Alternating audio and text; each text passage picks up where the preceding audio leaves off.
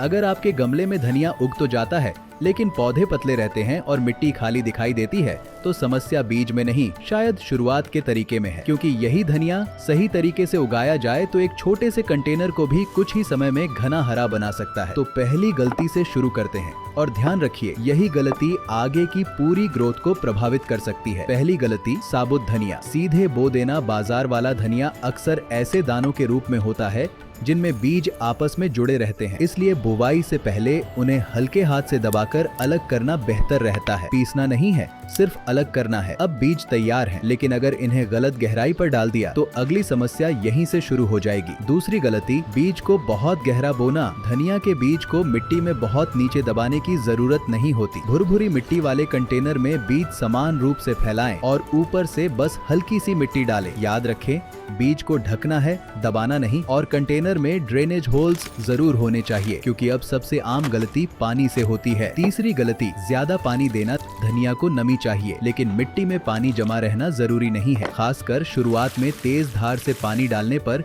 बीज अपनी जगह से बहकर एक तरफ जमा हो सकते हैं। इसलिए हल्की फुहार से पानी दें और मिट्टी को नम रखें, लगातार गीली नहीं। अब अंकुर निकल आए हैं और यही एक गलती ऐसी है जो देखने में सही लगती है लेकिन ग्रोथ रोक सकती है। चौथी गलती, जरूरत से ज्यादा पौधे। एक कंटेनर में बहुत सारे पौधे देखकर लगता है कि धनिया बहुत घना होगा, लेकिन अगर पौधे एक दूसरे से पूरी तरह चिपके हैं तो उन्हें पर्याप्त रोशनी और जगह नहीं मिल पाएगी। इसीलिए जहां पौधे जरूरत से ज्यादा भीड़ में हो वहां कमजोर या अतिरिक्त पौधों को धीरे धीरे हटाकर बाकी पौधों को जगह दें, क्योंकि घना धनिया सिर्फ ज्यादा पौधों से नहीं, स्वस्थ पौधों से बनता है। लेकिन अगर यहाँ तक सब सही है और फिर भी धनिया कमजोर है तो अब आखिरी चीज देखनी होगी। पांचवी गलती, रोशनी को नजरअंदाज करना। धनिया को अच्छी रोशनी चाहिए, इसीलिए कंटेनर को ऐसी जगह रखें जहां उसे पर्याप्त सनलाइट मिले। लेकिन बहुत गर्म मौसम में लगातार तेज दोपहर की गर्मी पौधे के लिए स्ट्रेस बन सकती है, इसीलिए मौसम के हिसाब से